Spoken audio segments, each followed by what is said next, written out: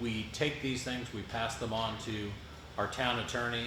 The town attorney takes a look at them and he says, this doesn't really represent anything new, which was the reaction the last time I got served an inch of papers.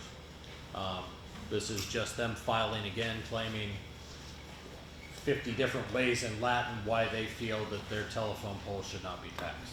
So is it a class action suit with the towns? No, it's Is that the fair fund point. that this money goes into? It's one for person protection? suing everybody, and then everybody agreeing to come together and fight against this one lawsuit. So is that the state or just statewide, New Hampshire statewide with Everybody's Fairpoint, or is it? I Fair think point. it's just Everybody within. has Fairpoint. John, you have something? Yeah, I might be able to speak to it. There was a law passed, not in my time, that telephone poles would be taxed, and then it was left up to the towns to decide to do the assessment, and the language was vague enough, so different assessors got their towns to charge different amounts, and so Fairpoint gets all these tax bills. It's just absolute craziness, so they sued every single town. And so we're working through that, and I think the legislature now has got a bill in to the standard method of assessing the polls. It's a mess, and lawyers made a lot of money, and continue to, and it's a total waste, but in any event, that's the story. Yeah, let me ask you a question. So the amount that we got in there for the Fairpoint settlement, is that got a big, so we send them a tax bill, right? So do we know how much, and are they paying the tax bill, or are they just, refusing to pay it because they're litigating? They do?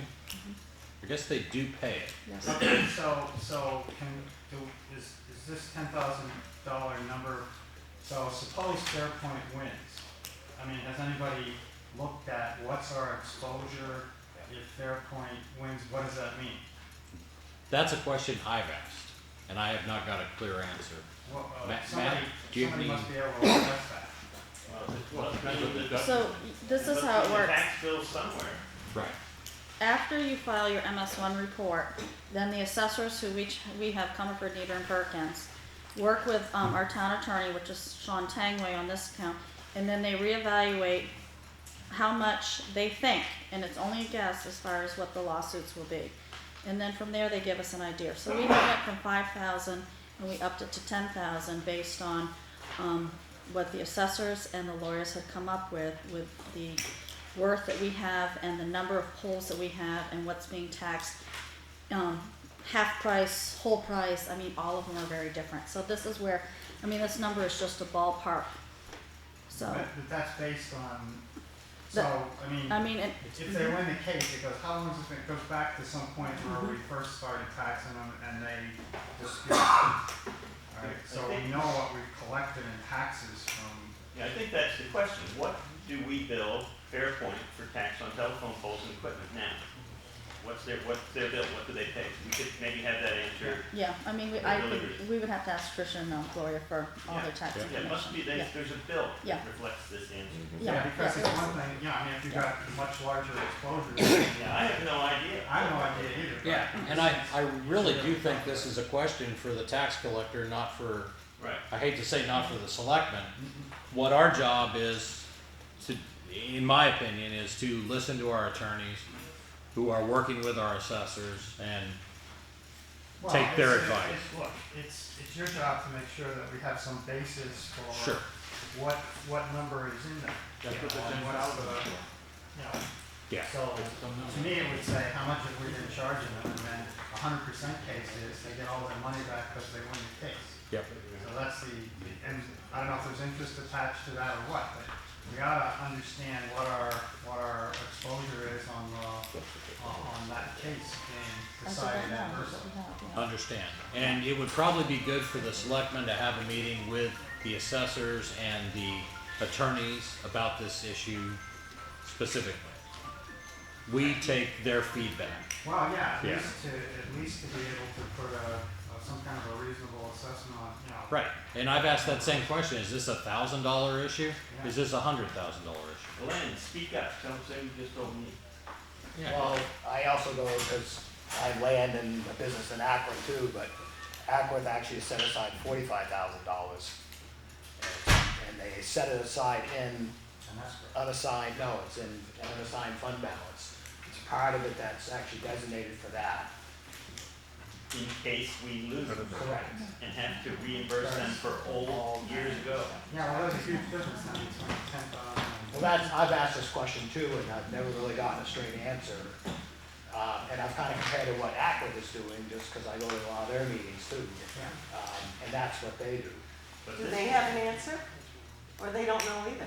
Nobody really knows the true answer yet, but it's, you gotta set something aside, otherwise you're still liable for it. Yeah, there's no answer yet, and I think what's gonna happen is that Fairpoint has to submit an inventory of all the poles, how old they are, and then that gets all collected, and there's a straight line depreciation for all the poles. And Well, every town is gonna get a number, so, and that's gonna be the fair number, and I guess the exposure is the difference between that new assessed value, which will be uniform across the state, well, okay, and what we collected so so far. is their position that they owe zero tax? Or That's not, is that Fairpoint's position? no, I think, I don't think so. I think their position is that the tax is totally unreasonable, because it was, some people were charging $5,000 a pole supposedly. Okay, so It was the arbitrary. the worst case scenario with Fairpoint is all the money you've collected from them in tax payments, that's your maximum exposure from the Yeah, time. well, minus, exposure's that minus the value of the poles that are in town, that they own. And that has to be decided based on an initial value of the pole, how tall it is, the condition, and straight line depreciation to Okay, but that's a you know, you can make a rough calculation on that. So whether Yeah. 10,000, 45,000 or what. Yeah, and I think I'm gonna jump in here too, because you're embarrassing us with how little we know. No, that's not the right way to answer that.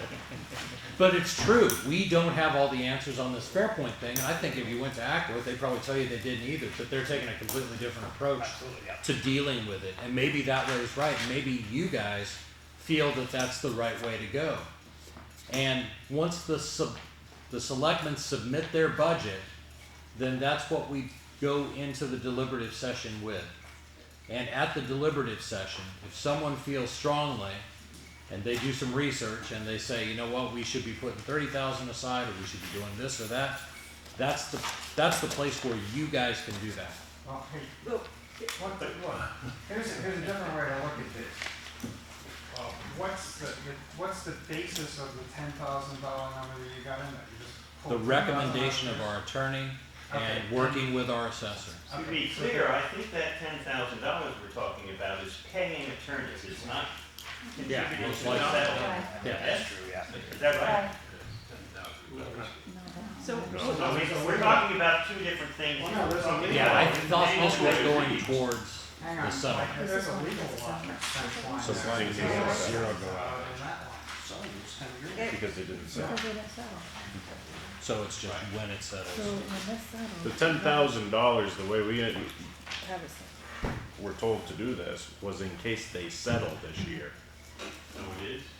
Yes, that's why last year, nothing went out on that line.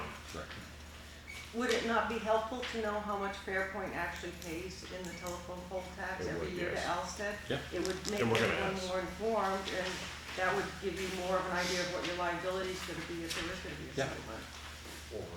Yeah, and just to, you know, ask again, whoever gave you that number, we should go back to them and say, okay, what's the basis of it? How do you get to 10,000? Sure.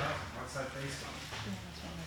It was between the lawyers and the assessors. assessors. I don't They care. came up I mean, with this. whoever gave you the number, So you're say, saying how you based on calculate that number? What is the basis? What's the basis? And evidently there is a form, the MS1 report, that would detail how many poles are in town and what the taxation, they base it on that part too. Why don't you Just ask him asking if for he's your willing to do information. that? Ask him if he's willing to do that. She has that. To work with. Find out what the numbers are. Who has? It's not gonna settle for a few years, now we can tax them a lot for the next 2 years and That's all right. get some money. Throw another thing into the puzzle, they just got sold, so. Right. Yeah. Yeah, it's not- And on the Virgin Bank, we can add And on the Virgin Bank, He obviously wants to work. Yeah, so let's do this. The selectmen will take this as a takeaway for this evening. Kelly will work with the tax collector's office. We will get in touch with our attorney, and at our next selectmen's meeting, hopefully we will have a much better answer than $10,000. Go ahead, Matt. And it would be my sense that we've been lucky on legal expenses for the last few years, and I'm uncomfortable with only $5,000 for unknown legal expenses in the country. And I'd like to see that back at 15. That's my opinion. We called the attorney a lot this year. Yeah. well, do we have anything big outstanding? Well, you never know. And I just, when it can add up in a hurry, and we've been lucky. But if somebody, goes through a guardrail that's tipped over at 60 degrees because the hill is sliding down, I mean, we're vulnerable. Well, So you just don't know. That's my Yeah. opinion, and that's, yeah, and that may be a little bit of a philosophical difference. I think, I'm gonna speak for myself, and if this happens to fit anybody else's idea too, we can't budget for emergencies. We can certainly set aside money for what we may expect, what's a reasonable expectation. So something like a Fairpoint settlement, if we decided to put away some money and keep it set aside, that makes sense. But because we spent $30,000 fighting forest fires this year, does that mean we're gonna spend $30,000 next year? So if we say, yeah, we think that's gonna happen, then we're gonna take $30,000 out of your pockets, we're gonna hold on to it, and if the next year we only spend $2,000, it's not like we're gonna write you a rebate check, we're gonna say, thank you, and somehow the fund balance will get spent and you'll get it in some other way back later on. Personally, I'm not a big fan of trying to cover every potential contingency with your money. I would rather do what we did this year, and that was to be creative and to try to come up with ways that we can make things work. Okay. Go ahead. Matt, you gotta realize, we don't give the money back, except that it goes through the fund balance. I mean, it doesn't, if we don't spend that legal money that you wanna give us, it doesn't go back automatically to the taxpayer, it goes through the system. I understand perfectly. I know you do, but the thing is, why plug all that extra money in there? Well, my opinion would be so that if you get some ungodly thing that pops up, that you'll have to take that money out of, say, Yeah, say gravel or something. Yeah, which we, you know about it. yeah, but for example, just as a great example, Matt is suggesting that we should raise that to $15,000. Well, we went into forest fires with $7,000 and we spent close to 30. That's what we do. The selectmen are allowed by RSA to move monies out of budget line A and put them into budget line B to cover an overspend over there. Now, what we can't do is we can't exceed what's on the back page. We can't exceed the bottom line. But within the budget, we can move things around with a couple limitations. We can't move money from another elected official's lines, for example. We can't take money out of Gloria's budget and put it into legal. But we can do other things, and that's how we manage the prudential affairs of the town.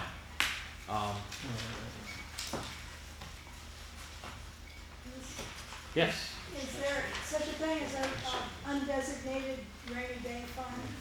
Yep. No, and that's been brought up a number of times. A lot of people have brought that up. Oh, gravel. Some people call that gravel, right? No, we there is not an official rainy day budget line item, but there are some numbers that we have put in that we know are probably not going to be 100% spent. And those are budget lines that we can, in case of extreme need, move from one place to another. And we jokingly say it's gravel, but frequently it has been gravel. It's also road striping, there's 10,000 easy tickets. But Oh, you yeah. can call it savings account, I would think. My concern with anything that's called a rainy day account or anything like that is it may make it too easy for selectmen to do what they want with, because it's not really tagged for anything. I would rather have us to make a decision regarding something that we said we were gonna do in a public meeting and be accountable for it. All right, any other questions on the legal or, let's find the right sheet. Is that just our legal one? That was just legal. All right. Employee benefits. Last year's budget was $13,500. Last year's spend was $16,096.20. The 2017 selectmen's budget is $14,320.63.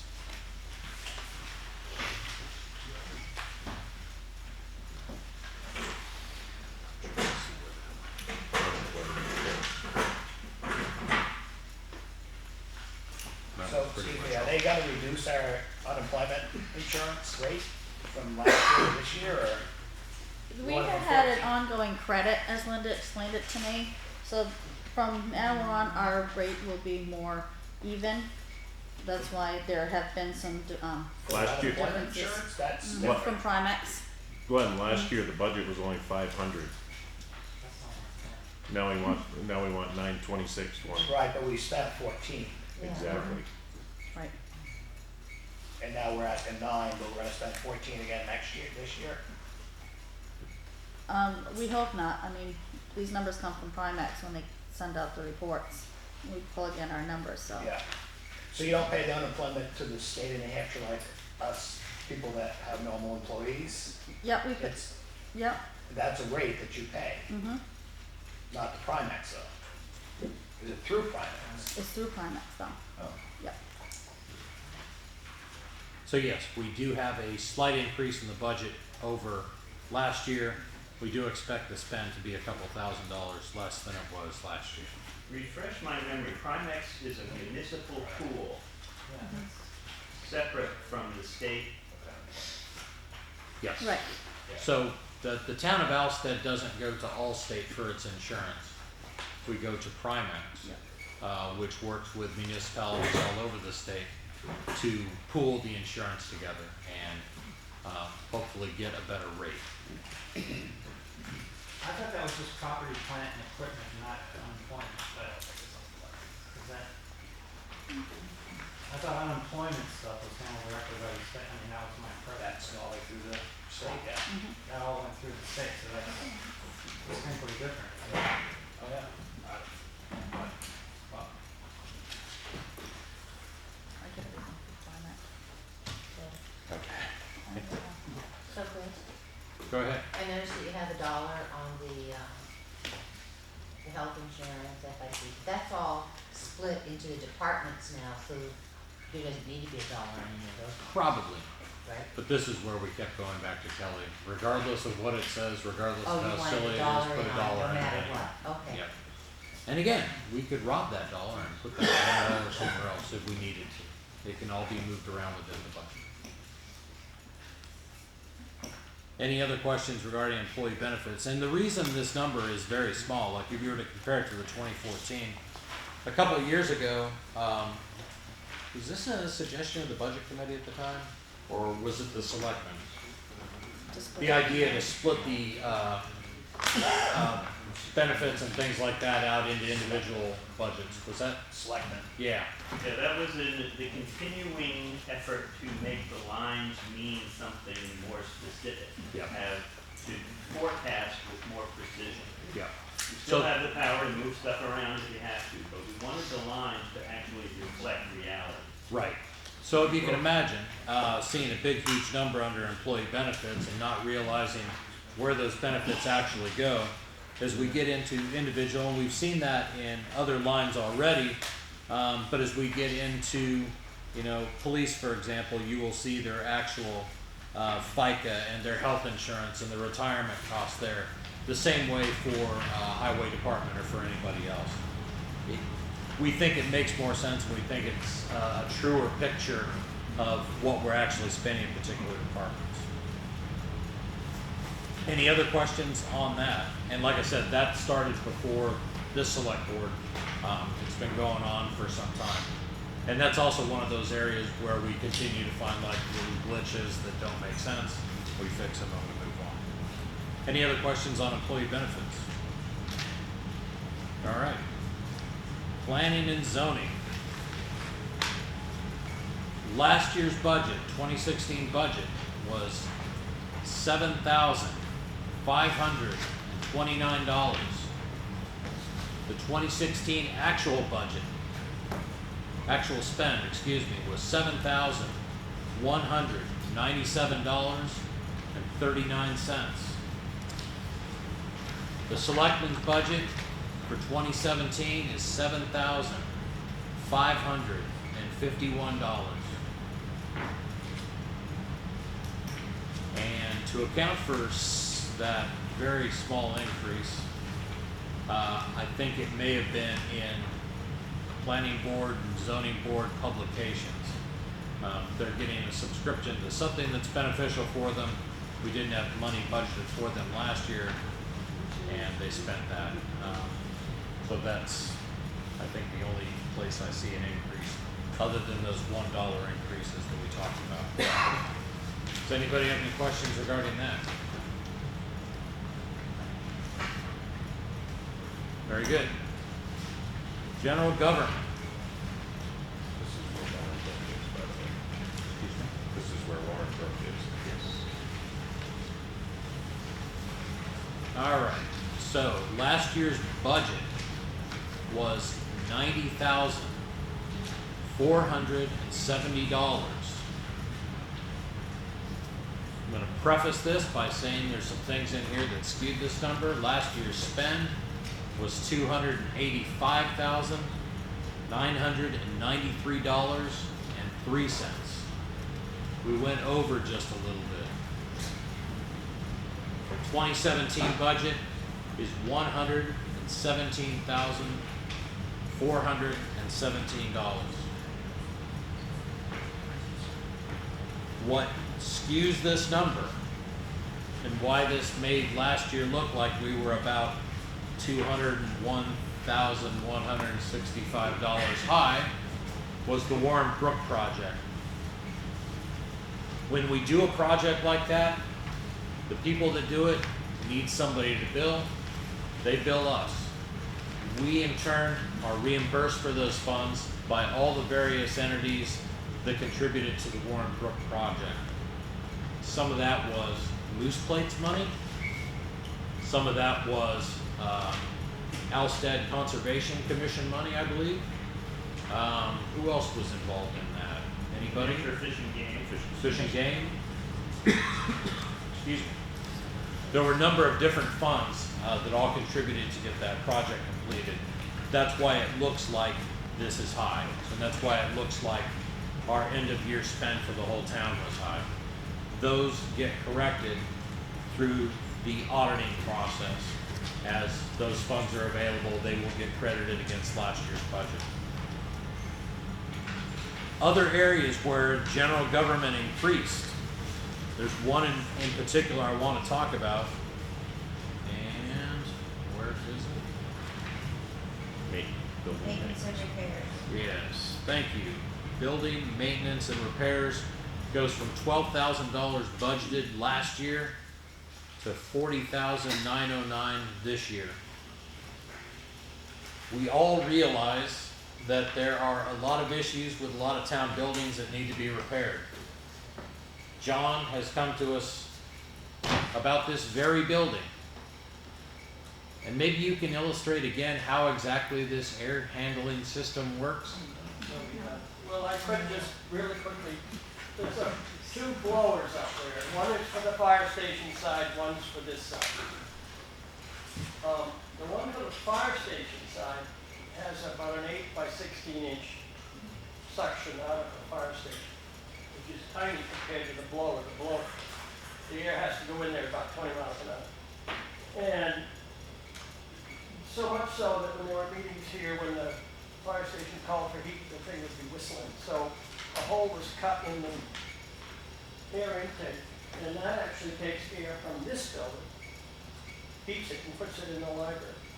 So the library gets about a third of its return air from the library, the fire station gets about a third of its return air from the fire station and 2/3 of it from this building. Fire station's kept warm, 7 by 24, and therefore cold air is being sucked in here under the doors and so on, 7 by 24 to feed the fire station heating. So just with some ductwork, about $3,500, we can fix that all up. I think we'll save a heck of a lot of money in roofs and that's all. And that's the thing, it will end up saving money in fuel costs and things like that. There's a lot of things like that. David's got some issues, with the town barn, with water that's been leaking through and doing damage out there. We've got this all over town. When we went through this process of adding money back into the budget, we got to, it was in our third meeting, and we had basically, if you're trying to add in thousands of dollars, $100 at a time, it can take an awfully long time. And we all agreed at that point, at Rock's suggestion, that we just put it into building maintenance, because that's an area that we feel it really needs, we need to step up and do a better job. So that's why that. Look around you. Who's got the phone? All right. Any other questions about general government? Yeah, so if you got 40,000 in maintenance, and repairs, but then you've got, on the general government buildings line, that's come down quite a bit. So, I'm not sure how that squares with what you just said, we've got a lot of building stuff to do. What's, On that one, we spent out of it last year. We took money for the fire station door out of there. And we did decrease that by 3,000, but it all ended up back in the other line. Right. so just refresh my memory, the difference between the line that has DG buildings and DG